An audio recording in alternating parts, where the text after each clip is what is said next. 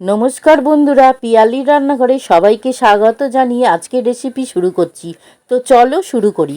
প্রথমে ভেটকি মাছের ফিলেগুলো ধুয়ে পরিষ্কার করে প্রথমে লেবুর রস, তারপরে গোলমরিচ আর পরিমাণ মতো নুন দিয়ে ভালো করে এপিট ওপিট মাখাতে হবে।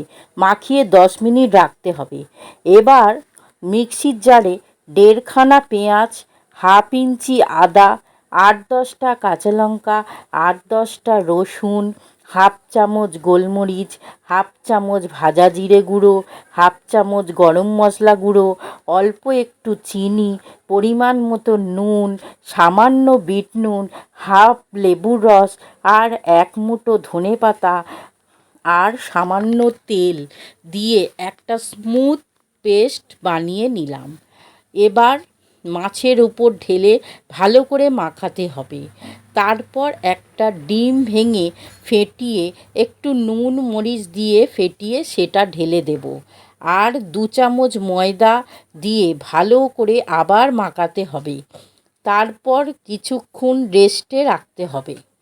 1 ঘন্টা পর একটা প্লেটে বিস্কুট গুঁড়ো নেব, তাতে নুন আর মরিচ একটু মাখিয়ে নেব। আর একটা প্লেটে একটা ডিম নুন দিয়ে ফেটিয়ে নেব।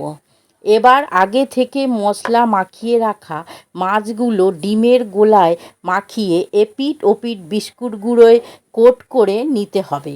আমি একবার করলাম, তোমরা চাইলে দুবার করতে পারো। তারপর গরম তেলে ছেড়ে দেব। এপিট ওপিট ভালো করে ভেজে তুলে নিতে হবে। বন্ধুরা, তোমরা দেখো, বুঝতেই পারছো কতটা মচমচে হয়েছে। আর ভেতরটা মাছটা দেখো কত সুন্দরভাবে রয়েছে। ভালো লাগলে পাশে থেকো বন্ধুরা।